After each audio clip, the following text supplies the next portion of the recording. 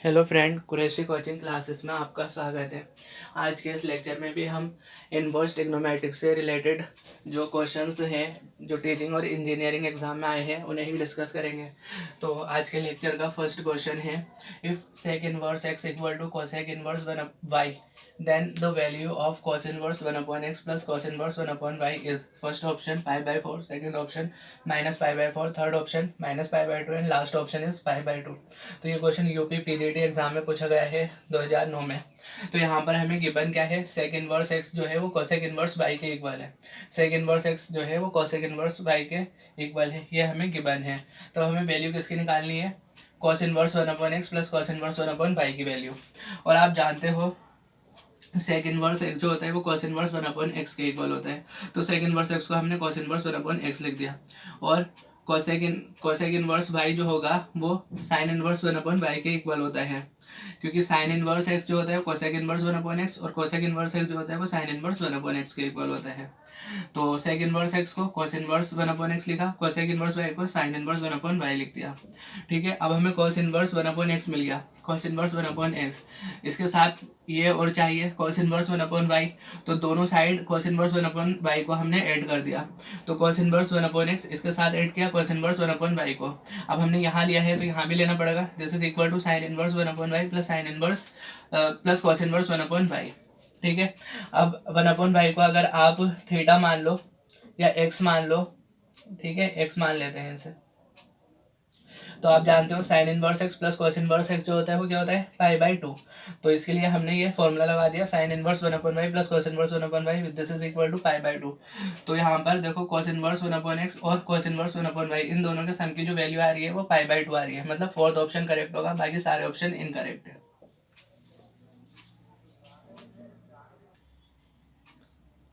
Now next question है, if sin inverse x minus x square upon 2 plus x cube upon 4 minus and so on plus cos inverse x square minus x 4 upon 2 plus x 6 upon 6 minus and so on, this is equal to pi by 2, where modulus of x lies between 0 and under root 2, then x is equal to first option 1 upon 2, second option 1, third option minus 1 upon 2 and last is minus 1।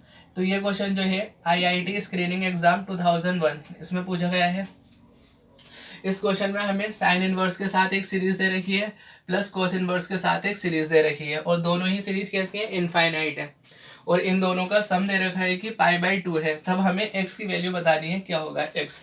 तो सबसे पहले जो sine inverse के साथ series है इसे हम theta मान लेते हैं।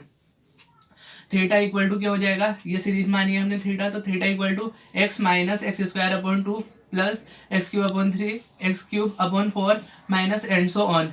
तो देखो इस सीरीज को हम देखते हैं तो ये हमें पता चलता है कि ये एक इनफाइनाइट सीरीज है, और यहाँ पर a इक्वल टू एक्स है, और हर टर्म में कॉमन रेशियो चेक करोगे तो आप माइनस एक्स अपॉन 2 मिलेगा। इसी तरह से यहाँ से 2 से ये 3x बचेगा, फिर 2 तो माइनस एक्स अपॉन 2, तो कॉमन रेशियो यहाँ पर माइनस एक्स अपॉन 2। तो ये एक सीरीज है जिसमें a फर्स्ट टर्म x है, common ratio r minus x upon 2 है, और टर्म्स कितने हैं, इनफाइनाइट। तो इस सीरीज को क्या कहेंगे हम, infinite GP, infinite geometric progression बनी है। ठीक है, अब आप जानते हो अगर कोई इनफाइनाइट जीपी है तो उसमें सम ऑफ इनफाइनाइट टर्म क्या होता है, a अपॉन 1 माइनस r। तो a first term r common ratio, तो यहाँ पर a फर्स्ट टर्म x है तो x अपॉन 1 माइनस r की वैल्यू माइनस एक्स अपॉन 2, तो minus minus plus x upon 2। तो 2 का तो 2 ऊपर चले जाएगा 2x अपॉन एक्स प्लस 2, तो हमें यहाँ पे ये थीटा की वैल्यू मिल गई। थीटा की वैल्यू है 2x अपॉन एक्स प्लस 2। अब हमारा काम है फाई की वैल्यू निकालना, तो फाई इसे मान लेते हैं, कोस इनवर्स के साथ ये जो सीरीज है इसे हमने फाई मान लिया। तो फाई इक्वल टू क्या है, एक्स स्क्वायर माइनस एक्स की पावर 4 अपॉन 2 प्लस एक्स की power 6 upon 6 minus and so on. तो यहाँ पर first term a equal to X square और common ratio minus x square upon 2, तो ये भी एक इनफाइनाइट जीपी बनी, इनफाइनाइट जीपी। अब जैसे ये एक infinite GP, infinite geometric progression बनेगी, तो इसके लिए S infinity sum of infinite terms निकालना पड़ेगा, a equal to S infinity equal to upon 1 minus R. तो यहाँ पर a कितना है, X square upon 1 minus R, R की value minus x square upon 2, तो minus minus plus X square upon 2। अब 2 ऊपर गया, फिर 2 X square upon X square plus 2, ये वैल्यू आ गई फाई की, तो फाई की वैल्यू भी मिल गई हमें। तो देखो यहाँ पर साइन इनवर्स, इसे थीटा माना था, theta sine inverse theta plus cos inverse, इसे फाइव माना था तो इसकी जगह five, five this is equal to pi by two, ये हमें दिया है। अब साइन इनवर्स थीटा जो होगा कोस इनवर्स फाइव को इस साइड भेज दो, तो साइन इनवर्स थीटा क्या हो जाएगा, pi by two minus cos inverse five. ठीक है, अब आप एक फॉर्मूला और जानते हो, sine inverse X plus cos inverse X, इन दोनों का सम क्या होता है, पाई बाई टू। अब यहाँ पे कोस अगर इस साइड को जाएगा तो ये क्या बनेगा, sine inverse x equal to pi by two minus cos inverse x. ठीक है, तो यहाँ पर हमारे पास क्या है, ये pi by two minus cos inverse five, pi by two minus cos inverse five, this is equal to sine inverse five, तो ये साइन इनवर्स फाइव हो जाएगा। तो यहाँ से साइन इनवर्स थीटा और यहाँ से साइन इनवर्स फाइव, ये दोनों आपस में इक्वल है, तो ये दोनों हट जाएंगे साइन इनवर्स, तो क्या मिलेगा, थीटा इक्वल टू फाइव। तो हमें थीटा इक्वल टू फाइव मिल गया। अब जैसे ही थीटा इक्वल टू फाइव मिला तो हमने इन दोनों की वैल्यू रख दी, थीटा की value two X upon x plus two, two X upon x plus two, five की value two X square upon X square plus two, two X square upon X square plus two, इस two से ये two, X से ये एक power cancel, अब cross multiply कर दो, तो यहाँ पर क्या आया, x square plus two, this is equal to x है, एक्स से मल्टीप्लाई करो, x square plus two x, x square से फिर एक्स स्क्वायर कैंसिल, इस टू से ये टू, तो एक्स इक्वल टू वन मिल जाएगा हमें, एक्स इक्वल टू वन आ जाएगा। तो यहाँ पर एक्स की वैल्यू भी पूछी है इसने, तो वन मतलब सेकंड ऑप्शन करेक्ट होगा, बाकी जो बचे हुए ऑप्शन है वो सारे इनकरेक्ट हो जाएंगे। नाउ नेक्स्ट क्वेश्चन है, value of sec square tan inverse two plus cosec square cot inverse three is, first option 5, second option 6, third option 15 and last option 13। ये क्वेश्चन यूपी पीजीटी 2009 इस exam में पूछा गया है। तो यहाँ पर हमें sec square tan inverse two और cosec square cot inverse three, इसकी वैल्यू निकालनी है। तो देखो हम जानते हैं कि अगर साइन स्क्वायर थीटा होता है तो इसको हम ऐसे भी लिख सकते हैं ना, साइन थीटा इस पूरे का स्क्वायर। ठीक है, साइन स्क्वायर थीटा को साइन थीटा इस पूरे का स्क्वायर ऐसे लिख सकते हैं। तो यहाँ पर सेक स्क्वायर ये थीटा ही मान लो एक मिनट के लिए, तो सेक स्क्वायर थीटा, तो सेक थीटा इस पूरे का स्क्वायर कर देंगे, तो सेक टेन इनवर्स टू इस पूरे का स्क्वायर, प्लस इसी तरह से कोसेक स्क्वायर थीटा है तो cosec theta coat inverse three इस पूरे का स्क्वायर, लिख दिया हमने इसको ऐसे। अब ठीक है, अब यहाँ पर टेन इनवर्स है, बाहर क्या है सेक, तो इस टेन इनवर्स को हम किस में, सेक इनवर्स के टर्म्स में लिखेंगे। इसी तरह से यहाँ कोसेक है और ये अंदर क्या है कॉट इनवर्स, तो इस कॉट इनवर्स को कोसेक इनवर्स के टर्म्स में लिखेंगे। क्यों लिखेंगे, क्योंकि ये दोनों हट जाएंगे, बस खाली नंबर बचेंगे, उनका स्क्वायर करके बीच में सम है, सम कर देंगे, वैल्यू आ जाएगी। तो पहले देखते हैं टेन इनवर्स टू के लिए। मान लीजिए ये एक ट्राइंगल बनाया है हमने, तो यहाँ पर ten inverse to, ten ten क्या होता है, परपेंडिकुलर अपॉन बेस, तो परपेंडिकुलर टू है और बेस वन है, और ये साइड क्या होती है, इन दोनों साइड के स्क्वायर का सम, तो दो का स्क्वायर फोर प्लस वन का स्क्वायर वन, फाइव हो गया, फाइव का स्क्वायर रूट कर लेंगे तो अंडर रूट फाइव आ जाएगा। तो यहाँ से हमें तीनों साइड मिल गई। अब टेन इनवर्स है, इसी की हेल्प से तीनों साइड मिल गई, तो सेक इनवर्स निकाल लेंगे। तो टेन इनवर्स टू जो होगा वो सेक इनवर्स किसके बराबर होगा, देखो सेक क्या होता है, कोस का इनवर्स, तो कोस होता है बेस अपॉन हाइपोटेन्यूज, तो ये हो जाएगा हाइपोटेन्यूज अपॉन बेस, हाइपोटेन्यूज हमने निकाला है under root five upon base one, this is equal to sec inverse under root five. इसी तरह से अब कोसेक के लिए, ये कोट इनवर्स थ्री के लिए देखते हैं, कोट इनवर्स थ्री, तो देखो cot inverse three this is equal to, हमें किस में लिखना है, कोसेक के टर्म्स में लिखना है। तो यहाँ पे कोट असल में होता है क्या है, टेन का रेसिप्रोकल, टेन क्या होता है परपेंडिकुलर अपॉन बेस, तो कोट क्या हो जाएगा बेस अपॉन परपेंडिकुलर। तो यहाँ पर बेस थ्री दे रखा है और परपेंडिकुलर वन, और ये साइड निकालनी है, ये हाइपोटेन्यूज है, तो इन दोनों साइड का स्क्वायर का सम, तो वन प्लस तीन का स्क्वायर नाइन, तो one one plus nine ten, तो ये अंडर रूट टेन, ये साइड हो गई। अब इस साइड की हेल्प से कोसेक निकालेंगे, तो कोसेक कितना आ जाएगा, कोसेक साइन का रेसिप्रोकल होता है, साइन परपेंडिकुलर अपन हाइपोटेन्यूज, तो कोसेक हाइपोटेन्यूज अपन परपेंडिकुलर, तो यहाँ पे हाइपोटेन्यूज अंडर रूट टेन है, परपेंडिकुलर वन है, तो under root ten upon one which is equal to under root ten. तो यहाँ पर ये जो हमने टेन इनवर्स टू की वैल्यू रखी है, निकाली है, तो ये वैल्यू हम यहाँ रखेंगे। तो देखो सेक ऐसे ही है, टेन इनवर्स टू की जगह sec inverse under root five रख दिया, फिर पूरे का स्क्वायर है, स्क्वायर कर दिया, फिर प्लस इसके बाद में कोसेक ऐसे ही है, कोट इनवर्स थ्री, तो कोट इनवर्स थ्री की वैल्यू हमने cosec inverse under root ten निकाली है, तो cosec inverse under root ten यहाँ पर इसमें वैल्यू रख दी पूरे का स्क्वायर। तो यहाँ से ये सेक और सेक इनवर्स कैंसिल हो गए, इसी तरह से कोसेक और कोसेक इनवर्स हट जाएंगे, बचेगा अंडर रूट फाइव, तो अंडर रूट फाइव का स्क्वायर, फिर प्लस यहाँ बचा अंडर रूट टेन का स्क्वायर। अब ये दो से ये स्क्वायर रूट कैंसिल, तो बचे क्या 5 + 10, और 5 और 10 आप जानते हो कितना होता है 15, तो 15 मतलब थर्ड ऑप्शन करेक्ट होगा, बाकी सारे ऑप्शन इनकरेक्ट हो जाएंगे।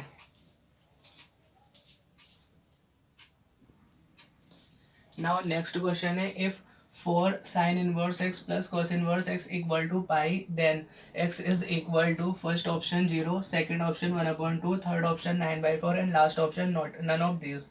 ये question Kerala CEE combined engineering entrance exam 2000 और UPSC-AT Uttar Pradesh state eligibility admission test 2001 इस एग्जाम में पूछा गया है। तो यहाँ पर हमें एक इक्वेशन दे रखी है ट्रिग्नोमेट्रिक इनवर्स ट्रिग्नोमेट्रिक फंक्शन में, और कह रहा है कि ये x की वैल्यू निकालो। तो गिवन क्या है, four sine inverse x plus cos inverse x equal to pi. तो हम यहाँ से फॉर साइन इनवर्स x को हम इस तरह से 4 को 3 + 1 लिख सकते हैं ना, तो 3 sine inverse x plus sine inverse x, तो 3 साइन इनवर्स x मतलब 3 यहाँ लिया, 1 एक बचा, तो इसको हमने कॉस इनवर्स के साथ रख दिया। Sine inverse x plus cos inverse x, ये क्या है पाई। अब 3 साइन इनवर्स x प्लस, आप जानते हो एक formula sine inverse x plus cos inverse x, इसकी वैल्यू π/2 होती है, तो इसकी जगह पर हमने π/2 रख दिया। This is equal to pi. 3 sine inverse x equal to pi, π/2 के साइड शिफ्ट कर दिया हमने, तो पाई माइनस π/2, तो सॉल्व करके ये π/2 ही मिला हमें। अब 3 है यहाँ पर, 3 से डिवाइड कर दो दोनों ओर, तो साइन इनवर्स x जो होगा π/6 मिल जाएगा। अब ये साइन इनवर्स है, तो साइन इनवर्स को इस साइड भेज दो, तो x इक्वल टू साइन π/6 मिल जाएगा। और आप जानते हो साइन π/6 कितना होता है 1/2, तो 1/2 मतलब सेकंड ऑप्शन करेक्ट हो जाएगा, बाकी सारे ऑप्शन इनकरेक्ट होंगे।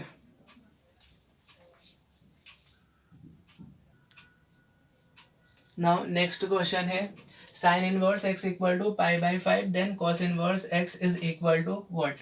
First option π/10, second option 3π/10, third option 5π/10 और लास्ट ऑप्शन है 7π/4।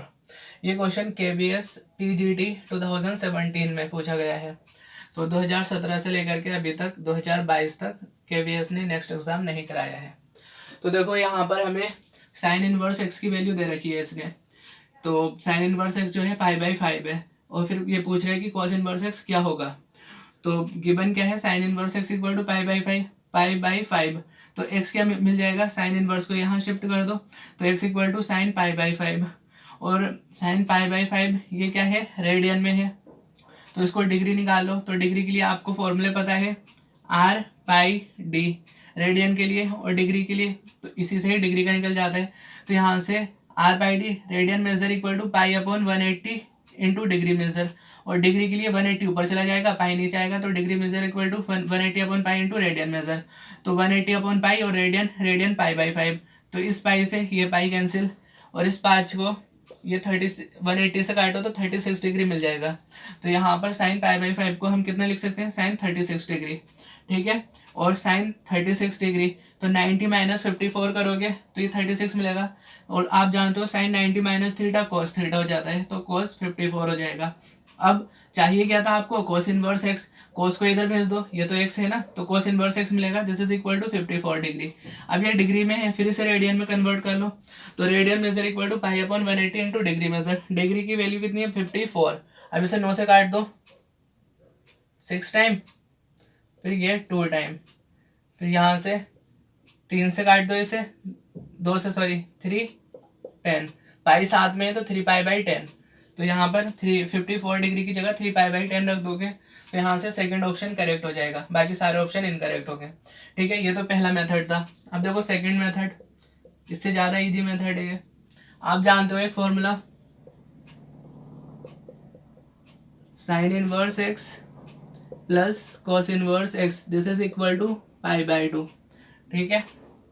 साइन इनवर्स x की इसने वैल्यू दे रखी है π/5 प्लस कॉस इनवर्स x, यही तो निकालना है, cos inverse x equal to π/2, तो यहाँ से कॉस इनवर्स x क्या मिलेगा π/2 माइनस π/5, तो इन दोनों का एलसीएम ले लो 10 और 5 - 2 3, पाई साथ में है तो 3π/10, तो 3π/10 सेकंड ऑप्शन करेक्ट, बाकी सारे ऑप्शन इनकरेक्ट हो जाएंगे।